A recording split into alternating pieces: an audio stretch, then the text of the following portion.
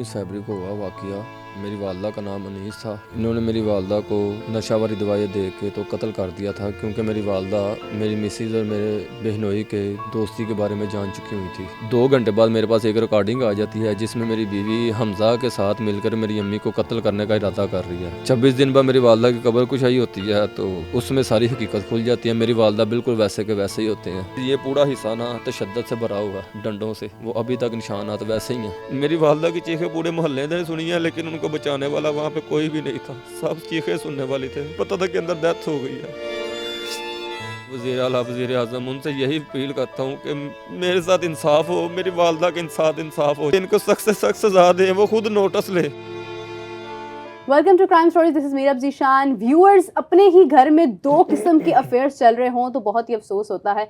आप अपने घर को बनाते हैं, घर के अंदर एक अच्छा माहौल पैदा करते हैं, लेकिन वहाँ पर एक अजीब किस्म का रिश्ता बन जाए, एक दामाद किसी की बहू किसी का दामाद, और वो आपस में अपना एक रिलेशन बना लें, तो फिर उससे डेफिनेटली मसला मसाइल तो बहुत सारे पेश आते हैं। इसी किस्म की एक बहुत ही खौफनाक स्टोरी जो है वो फहद भट्टी ने रिपोर्ट की है। हमसे जानते हैं कि क्या हादसा पेश आया। अस्सलाम वालेकुम फहद, कैसे हैं आप? वालेकुम अस्सलाम। शुक्र फहद, अल्लाह का। क्या स्टोरी पेश आई? ये एक ही घर में एक अजीब किस्म का अफेयर है, क्या हुआ? बेसिकली वजह क्या बनी?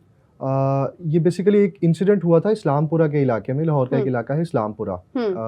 फरवरी 19 फरवरी को ये एक मौत हुई थी एक खातून की, अनीस बीबी जिनका नाम है। 45-50 साल उनकी उम्र है। और पता ये लगा था कि उनकी मौत हुई है जी कि वो वॉशरूम में गिर गई हैं। उनके सर पे गहरी चोट लगी है जिसकी वजह से वो डेड हो गई। ठीक हो गया। उनको हॉस्पिटलाइज किया गया, मुंशी हॉस्पिटल उनको लेकर गए, लेकिन वहाँ पे डॉक्टर्स ने उनकी मौत की तस्दीक कर दी।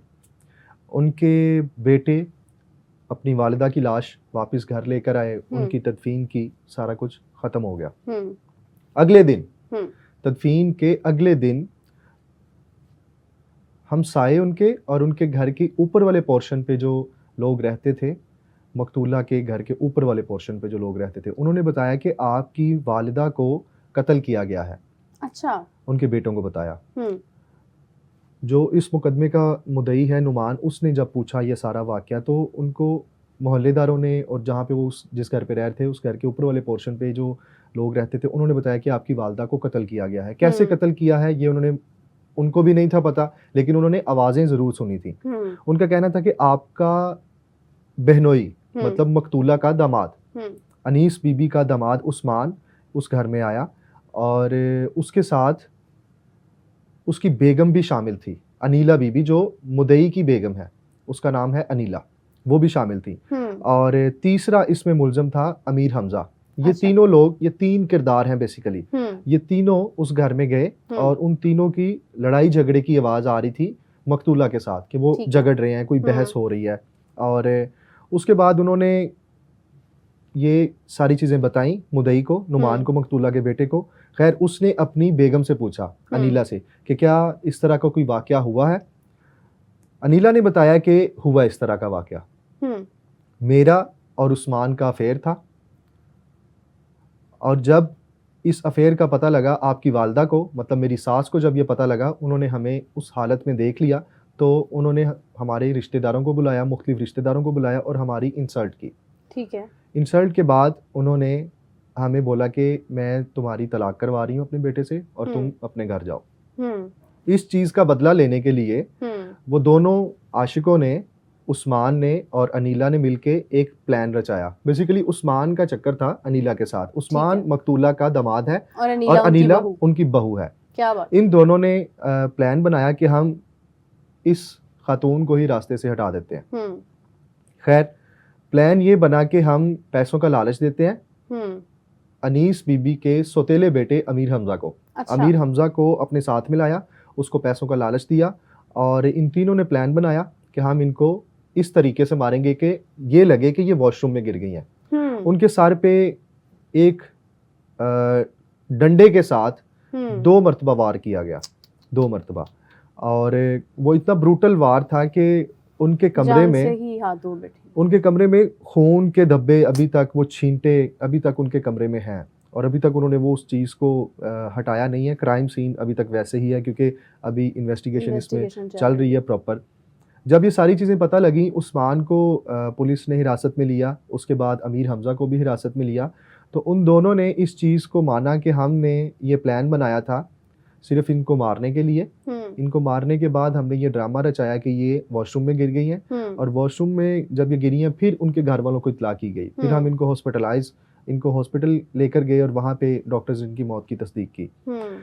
बेसिकली उन्होंने जहाँ से वो डंडा ख़रीदा और जहाँ से वो लोग लेकर उनको घर आए और जब उनको उस एम्बुलेंस में डाल के मकतूला को जब लेकर गए तो ये सारे साथ ही थे। बेसिकली उस्मान जो है वो काफ़ी अरसे से इनके घर में आना जाना था। जारी बात है उनका दामाद था तो घर आना जाना तो था उनका, बिल्कुल बिल्कुल, लेकिन इतना करीब हो चुका था वो अपने ससुराल के और अपने उस अनीला के साथ उसकी इतनी कुर्बत थी कि वो इस हद तक पहुंच चुका था। खैर दोनों ने प्लान बनाया और उनको मार दिया। उसके बाद पुलिस ने अभी 2 लोगों को हिरासत में लिया है, उस्मान को और अमीर हमजा को, जो इसमें मुलव्विस तो है। अनीला को क्यों नहीं? अनीला को इस वजह से नहीं अभी हिरासत में लिया कि उनके कुछ मेडिकल इश्यूज हैं अनीला के। उस वजह से उनका ये कहना है कि इनके मेडिकल इश्यूज जो हैं वो प्रॉपर कंप्लीट होते हैं तो उसके बाद हम इनकी गिरफ्तारी डालेंगे। लेकिन वो मेडिकल इश्यूज अफेयर के लिए ठीक थे। मुझे समझ नहीं आती है एक बात फहद, एक तो आपका बहुत शुक्रिया, आपने स्टोरी शेयर की, आपकी स्टोरी मुकम्मल हो गई है या इसमें कुछ और भी ऐड करना चाहेंगे? इसमें ऐड ये करना चाहूँगा कि घरेलू इश्यूज जब भी होते हैं ना इस तरह के, तो बात बिल्कुल छोटी सी होती है जो इतनी बढ़ जाती है। फिर किसी ना किसी की जान जाती है, किसी को मार दिया जाता है। अब देखें कत्ल एक हुआ है लेकिन जिंदगियां तीन खानदान तबाह हुए हैं। बिल्कुल ऐसे ही है, 3 खानदान तबाह हुए हैं। तो घरेलू मामलात में नो डाउट के बड़ों को नज़र रखनी चाहिए और कहीं ना कहीं जो छोटे हैं, जो इस उम्र के हैं 30 साल के या 25 साल के या 35 साल के, उनको भी अपने जज्बात पे इस तरीके से काबू रखना चाहिए कि देखें हमारा इस्लाम इस चीज़ की इजाज़त नहीं देता। हाँ। एक शादीशुदा खातून दूसरे शादीशुदा मर्द के साथ इस तरह अगर अफेयर चला रही है तो वो अगर इस तरह करना चाहती है तो या तो पहले अपने खावन से तलाक ले लेती। बिल्कुल ऐसे ही है, इंसानियत भी इस चीज़ की इजाज़त नहीं देती है। फहद, मैं एक चीज़ और कहना चाहूँगी कि मुझे पुलिस की इस एक्शन पर थोड़ा सा एक मसला ज़रूर आता है मुझे कि आप जब भी देखिए क्राइम करने वाला, जुर्म करने वाला बिल्कुल नहीं सोचता, बल्कि एक सोचना नहीं बल्कि वो तो एक लॉन्ग टर्म प्लानिंग करके तो वो जुर्म कर देता है, वो कत्ल कर देता है, वो किसी का नुकसान कर देता है। अब उस नुकसान को या नुकसान करने वाले को पकड़ने के लिए इतना क्यों सोचा जाता है? आपके पास अथॉरिटी है, आप उसे गिरफ्तार कर सकते हैं। जो भी मेडिकल मसाइल है वो थाने में भी हो सकते हैं। और अगर कोई ऐसा मेडिकल इशू है कि जिसके बायस आप गिरफ्तारी नहीं कर रहे हैं तो क्या वो तमाम मेडिकल इश्यूज उसके रिलेशन में रहते हुए ठीक थे? मतलब वो धोखा दे सकती है, वो किसी का मर्डर प्लान कर सकती है, वो अफेयर चला सकती है, लेकिन जहाँ पर गिरफ्तारी की बात है तो वहाँ पर उसके मेडिकल इश्यूज हैं। हमें भी कानूनन सख्त होना पड़ेगा, हमें फैसले लेने पड़ेंगे। हम इस तरह से अलाउ नहीं कर सकते हैं कि कोई भी शख्स जो है वो क्राइम करे और वो कोई भी बहाना डालकर तो उसके ऊपर रिलीफ ले जाए। और सेकेंडली, जैसा फहद ने बहुत खूबसूरत बात की है कि रिश्तों की कदर करनी बहुत ज़रूरी है। छोटी सी बात या बड़ी बात अगर आपके घर में हो रही है तो आप उससे अपने दुश्मन मत इकट्ठे कर लें। आप कोशिश करें कि आप उस बात को इज़्ज़त के साथ समेट लें जिसमें ना आपके घर की बेइज्जती हो, ना आप ज़ाती तौर पर किसी से कोई दुश्मनी करें। थैंक यू फहद, आपका बहुत शुक्रिया। मुझे इजाज़त दीजिए एवरीवन, आपसे मुलाकात होगी नेक्स्ट एपिसोड में। तब तक के लिए अल्लाह हाफ़िज़।